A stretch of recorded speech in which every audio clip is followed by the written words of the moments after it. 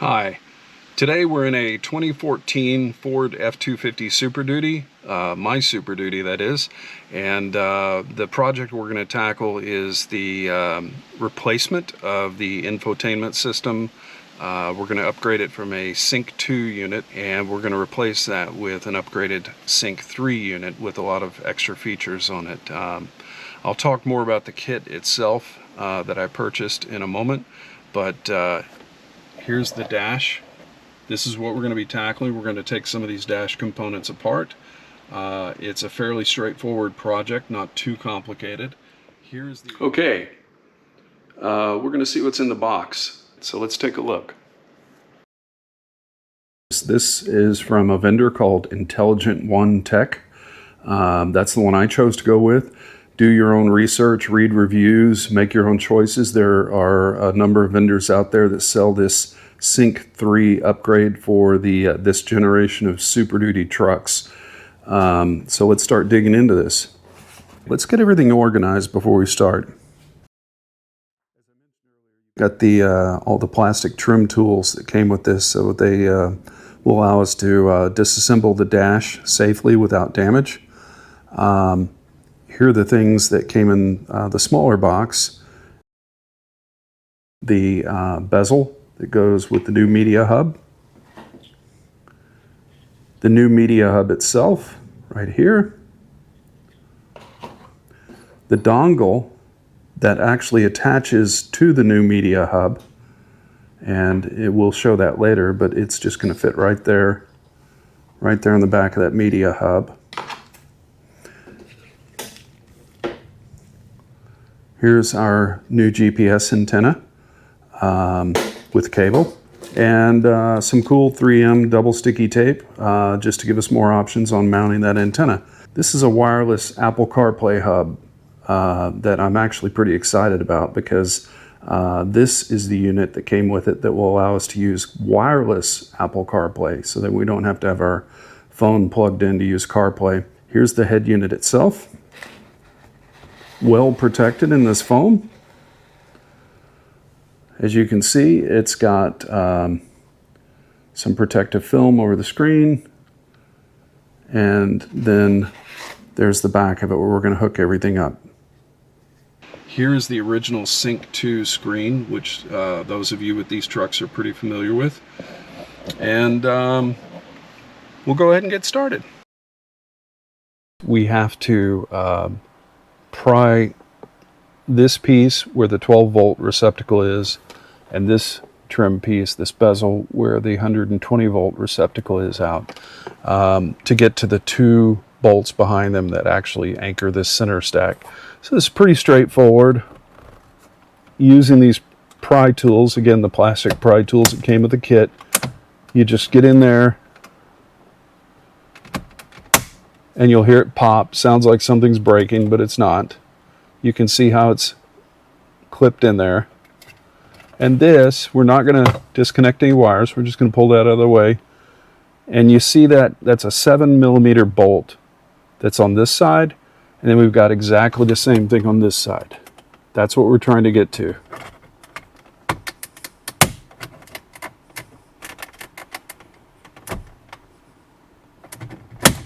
Again, you hear it pop. Sounds like something terrible is happening, but it's not. Just pull that out. Don't disconnect the wiring.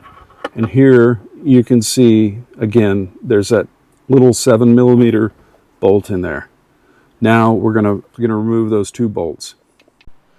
I'm using my handy DeWalt impact with a 7mm socket on the end of it. You can also just use hand tools for this. You don't have to use an impact. So we're going to get that on there. We're just going to remove that. It's very easy, comes right out. And we're going to do the same thing over here. Once it's loose, we just carefully pull that out of there. Again, 7mm. I'm going to put this in the cup holder for safekeeping so we don't lose it. Here's the other one. Now that we've got those two 7mm bolts out from down here, this whole center stack should just pop out at the top without too much effort. Now really this is a two-handed job. I've already reached in there and kind of done the initial loosening with both hands, so I can don't put a side load on it, but just grab it with both hands and carefully ease it out of there. You're going to have to kind of work it past the shifter here. Just wiggle it out, and this whole thing just leans back like that. We're not going to disconnect any wiring in there. Now you can see we can get to the center stack, and there are 6 bolts total. Again, they're 7 millimeters, exactly like the others. 7 millimeter, 6 of them, 3 on each side, and we're about to take those out at this moment. As I said, we're going to take out these 7s. I'm just going to loosen them up. 3 on each side.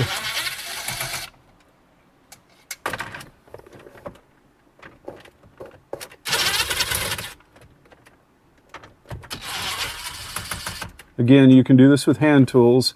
It's just a lot faster with an impact like this.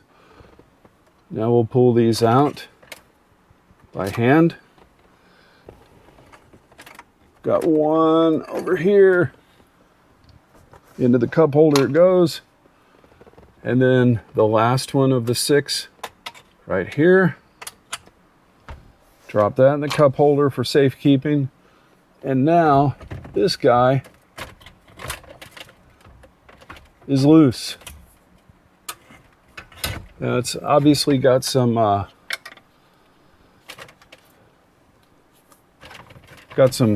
plugs plugged into the back of it that are keeping it in place. So we'll get in there and we'll start unplugging things.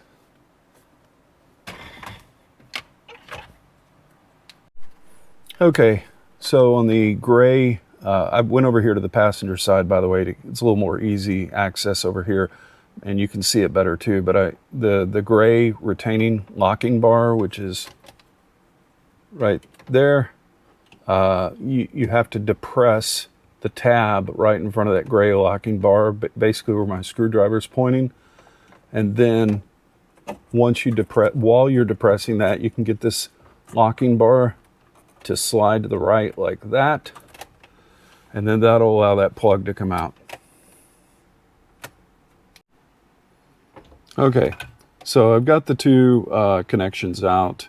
The main harness plug, as you can see, the locking bar slides to the right, and then it just pops out of there.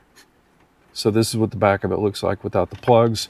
Our next step is going to be removing the side brackets using a Torx driver, both sides. As you can see, we have to remove those brackets so we can move the brackets to the new unit to install it. Okay, here's the old unit. I've got it on my work table where it's easier to work at, and get these side brackets off with a total of 4 number 10 Torx screws, 2 on each side. So we're going to loosen these, remove these Torx screws. You can see it comes right off of there. We're just going to set that aside. Then we're going to flip it over and do the other side. 2 screws on this side. And now that bracket's free. The one I just took off, the last one I took off, goes on the right side, so I'm going to mark this.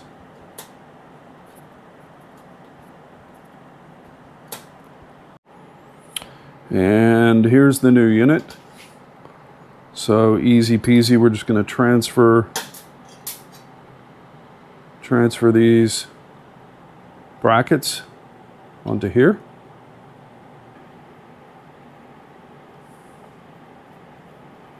Just get that one started. Don't tighten it yet until you get the other one in. And we get the other one in. Snug it down. Doesn't have to be super, super tight. Just snug so it's not going to come loose. And then we'll flip it over and do the other side. Okay, we've got the other side on now. We're just snugging those down. Now both brackets are on. Now again, reviewing the back side of the new unit, you can see we've got our brackets on there. So I just want to show you a couple things first. Your GPS antenna, the new GPS antenna, will connect right there. Your USB cable the cable that goes to the USB hub is going to connect there on the dark charcoal black input, and then your large plug with the gray slider bar that we saw earlier is going to connect here. We will not have anything connected to this light gray input here. Here's our GPS antenna right there. Here's the cable. And here is the end of the cable. You can see it's got a little locking mechanism right there. So that goes basically on here like this. And we just snap it into place. We now have it plugged into the back of the head unit. We're back in the truck now. Here's our GPS antenna with the metal mounting plate. Now, different kits, and even from the vendor I bought from, they show different things in their instructions. So some of them have a magnetic antenna that you just drop in there. One of the things that I read was, as long as there's not metal above it blocking it, if it's just plastic like dash, this thing will work inside the dash.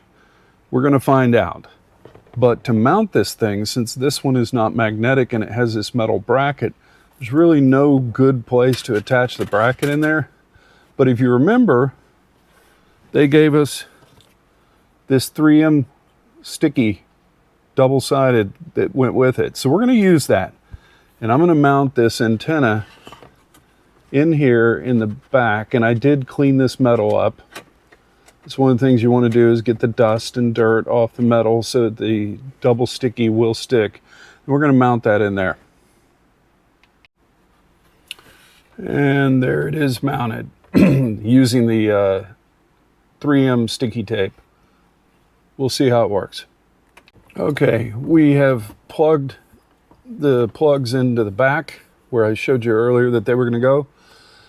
And we have now fit the head unit back in place. You can see we've still got our 4 holes, 2 on either side, that need to line up so that we can put our screws back in. So we're putting the screws back in that hold the bracket in place. I've got some of them started already. And then interestingly enough, earlier we said we took out 6 screws. It doesn't appear that the 2 bottom ones were even necessary to take out because they do not hold this bracket in.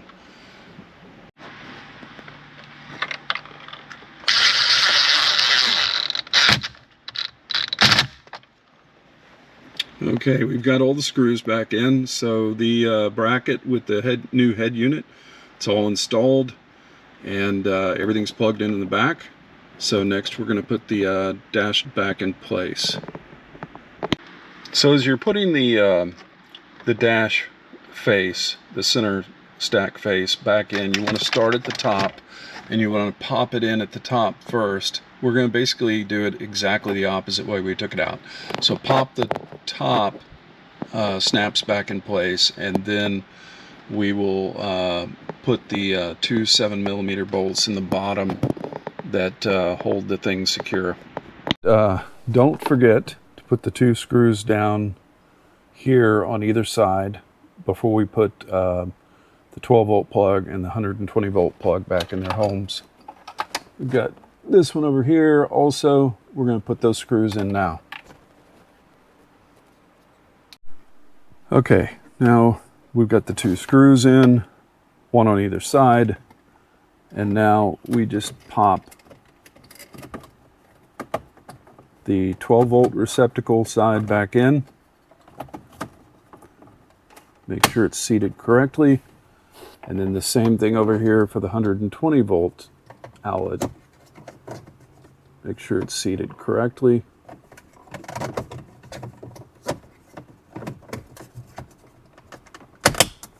You'll hear it snap, and there it is. Okay, so that's the center stack part of the dash.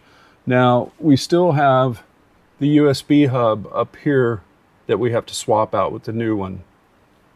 We'll do that next. We just want to get the plastic pry tool behind this plastic bezel and then pop it off. Pops off pretty easy, and as you can see, the USB hub comes out easily with it. And there is a plug on the back of it that we'll have to undo.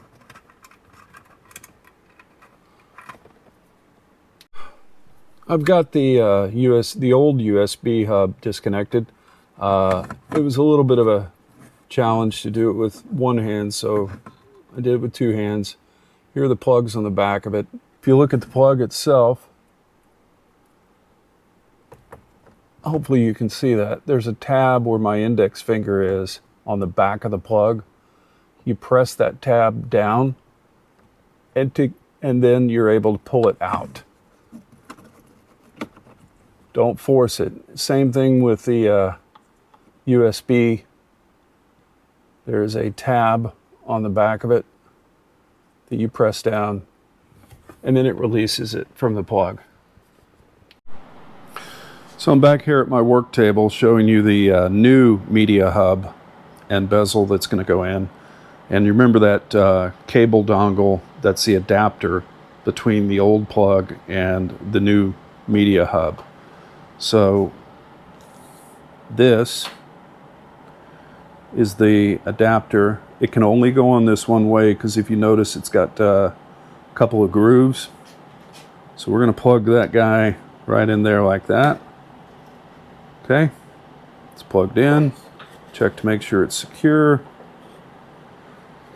And then we're going to get in the truck and we're going to plug this end where the one we just disconnected came from off that cable. And then, I don't know if you can see that in there, there's a mini USB that's in there for the other plug. Okay, so again, here's the original plug. We're going to plug that into the adapter dongle I just showed you. And then here, I don't know if you can see that, that is our mini USB that's going to plug into the back of the new media hub as well. Plugs are plugged in securely to the back of the new media hub. And we are now going to, I've already clipped it into its new faceplate. And we're just going to push that faceplate in there firmly. It doesn't take much, and it's in there. So that is our new media hub. All right, now everything is installed, including our new media hub, the new head unit Sync3 in the center stack there. I'm going to put the key in and let's see what happens when we fire it up.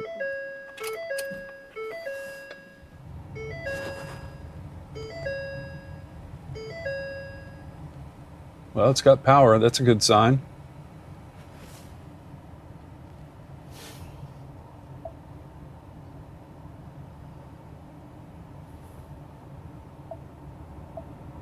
It's controlling the fan. That's another good sign.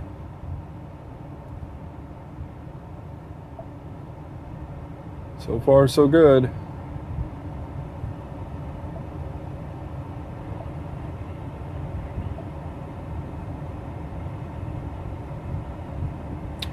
It appears to have my XM channels already. Got the good old underground garage playing. So far, so good. Okay, this is really cool.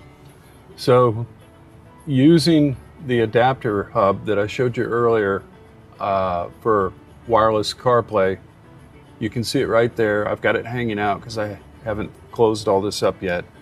But it is now connected to my phone through Apple CarPlay, but it is actually connected. And as you can see, you know, I've got CarPlay now. So, and there's no cables connecting my phone to it. So this is absolutely cool. Okay, addendum to this project. After testing it out for a day, I found that I was having trouble with the GPS antenna. Apparently is not having a good clear view of the sky where I had it inside the dash, even though it apparently had no metal above it.